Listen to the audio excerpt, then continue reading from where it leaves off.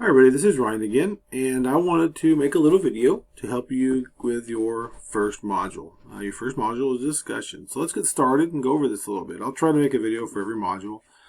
Hopefully I'll get them done. I'm going to try really hard. So stick with me here and we'll see if we can get some things worked out. So I won't typically go through the whole process here, but I'm going to kind of walk you through how to get into the Blackboard and the course website and find the modules. So I'm at the Fort Hays State University website, click on Students.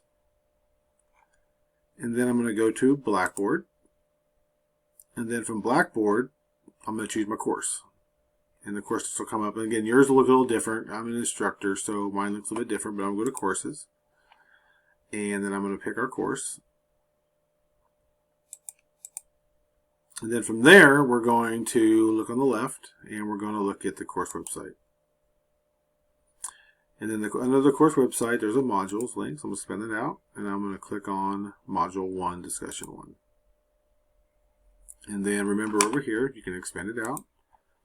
And let's talk about this a little bit. So this is your first module. Again, I would print this off and make sure you write on it, highlight things on it. But go through, read the standard, read the rationale. And then you should go through and take a look at these resources. Again, I would click on them.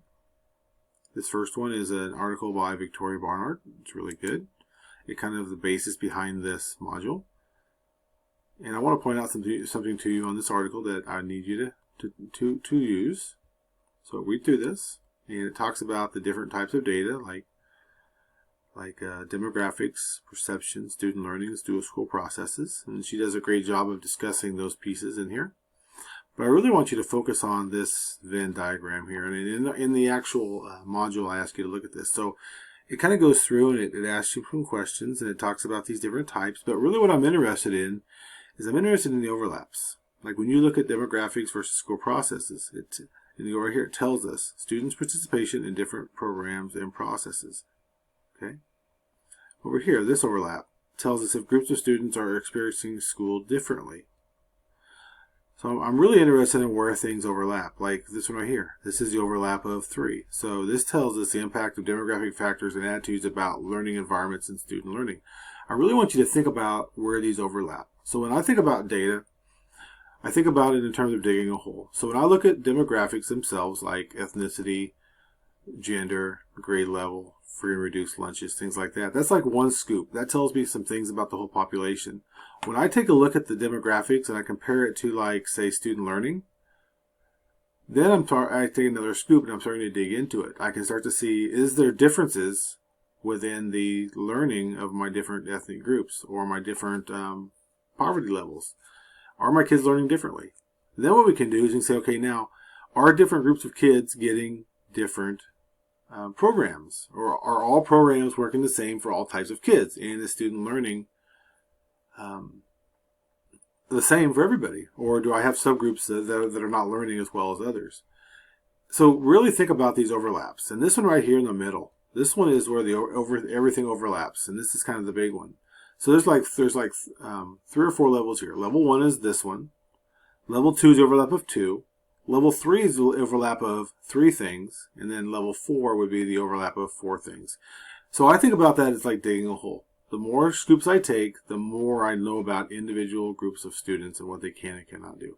So really take a look at this. This is a great tool that you can use.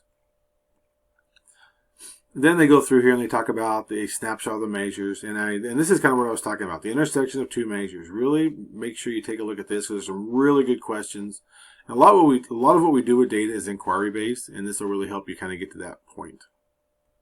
Here's the intersection of 3 and intersection of 4. So again, this is a great article, and I'd really like you to take some time with it. And when you do your post, it's going to ask you for a connection of data, the connection of different measures. So these are your measures, and the connection is how do they work together? Think about these 2 working together, these 2 working together. How do they connect? And I really would like you to be able to define or articulate how things connect. So that's the first article. The next article is an article that talks about measuring what matters. It's also a good article that talks about what kind of data you should be collecting and how you should be using it.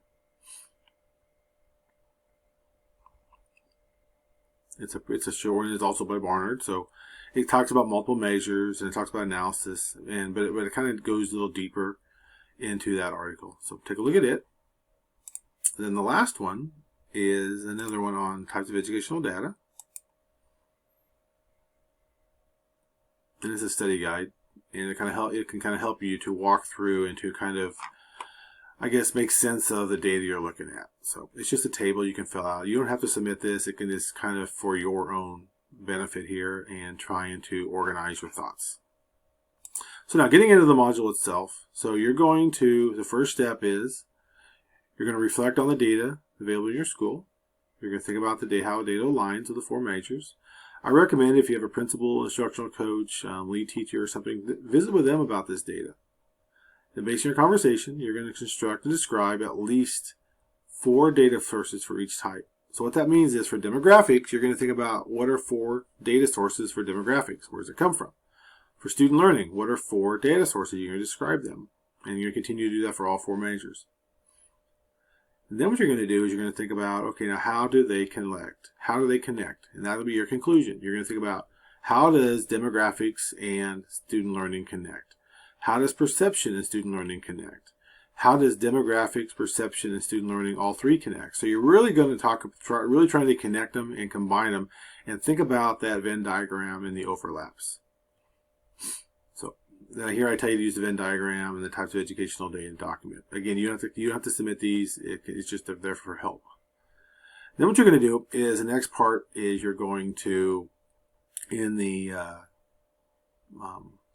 comment to your post, you're going to do your standard correlation, just like you did for your intro video, which you did a good job.